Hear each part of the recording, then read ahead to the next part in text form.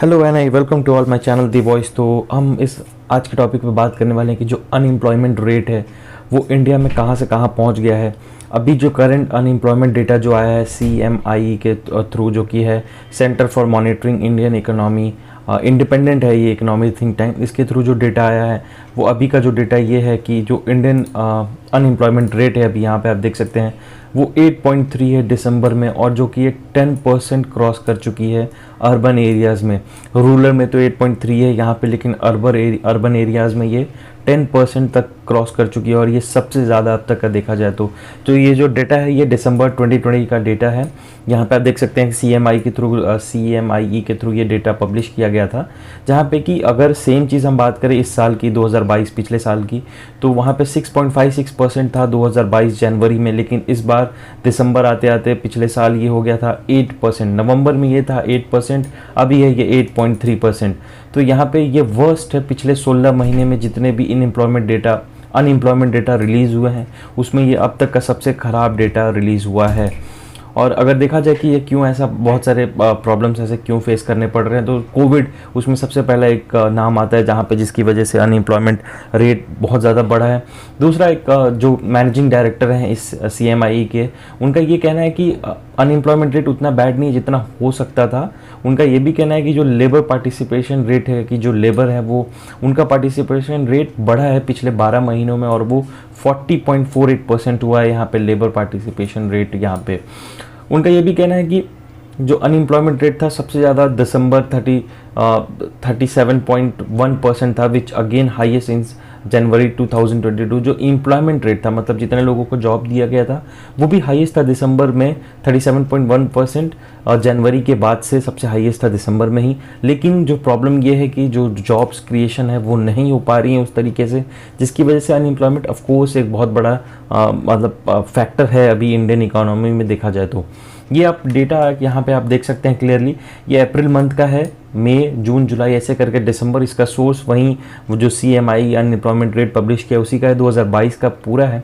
यहाँ पे आप क्लियरली देख सकते हैं कि ये रूरल है, ये अर्बन इलाका है। अर्बन में रेट ज़्यादा ही, अनएम्प्लॉयमेंट हमेशा रूरल से ज़्यादा रहा है, अर्बन में हमेशा ज़्यादा रहा है। आप यहाँ पे क्लियर देखिए 9.2 और 10% यहाँ पे है, यानी सबसे ज़्यादा 2022 दिसंबर में अर्बन में है 10.09% और रूरल में है 7.44%। इसका एवरेज हुआ आपको 8.3% के आसपास। तो ये जो अनएम्प्लॉयमेंट रेट है, अब आप पूछेंगे कि अच्छा इसमें सबसे ज़्यादा अनएम्प्लॉयमेंट कौन सी कंट्री में है, कौन से स्टेट में है, माफ़ कीजिएगा। तो सबसे ज़्यादा देखा जाए तो हरियाणा में है सबसे ज़्यादा 37.4%, उसके बाद राजस्थान में है 28.5%, उसके बाद दिल्ली में है ये 20.8% और बिहार में है 19.1%। फाइनली बिहार मतलब एटलीस्ट 4th पोजीशन पे है, that is not good sign, लेकिन फिर भी सबसे ज़्यादा हरियाणा है, उसके बाद राजस्थान, फिर दिल्ली, फिर बिहार है।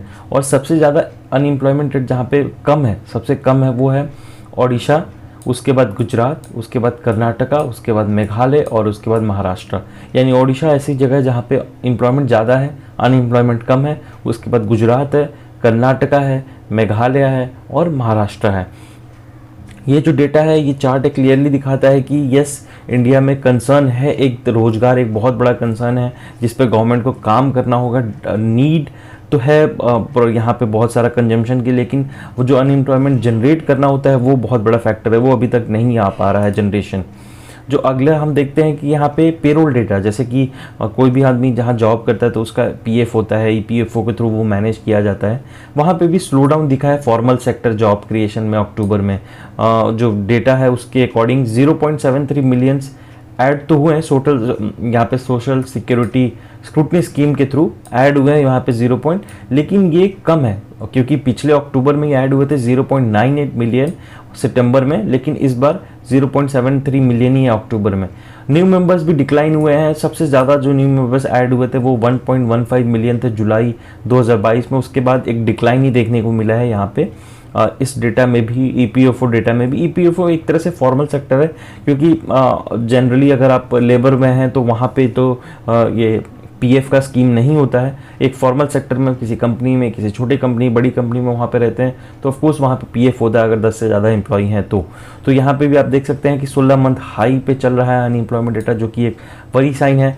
तो इस पर गवर्नमेंट को थोड़ा सोचना पड़ेगा कि कैसे जॉब क्रिएट किया जाए क्योंकि यूथ बहुत ज़्यादा हैं और उनके साथ साथ एजुकेशन लेवल भी बहुत ज़्यादा बढ़ चुका है, बहुत ज़्यादा कॉलेजेस हैं हर जगह। मतलब हमारी इंडिया एक यूथ पॉपुलेशन ही है, एक तरह से हम यूथ कंट्री ही हैं, और उनको अगर हम जॉब्स नहीं दे पा रहे हैं तो ये बहुत बड़ा कंसर्न है गवर्नमेंट के लिए। इस पर गवर्नमेंट को काम करना चाहिए था। तो ओवरऑल ये है न्यूज़ मेरी तरफ से आपके लिए। Wish U a very happy new year again. अगर वीडियो आपको अच्छी लगी हो तो प्लीज़ लाइक कीजिएगा, सब्सक्राइब कीजिएगा चैनल को और अपने दोस्तों में शेयर कीजिएगा। मिलता हूँ आपसे अगले वीडियो में, तब तक अपना बहुत बहुत ख्याल रखिए। Thank you and take care.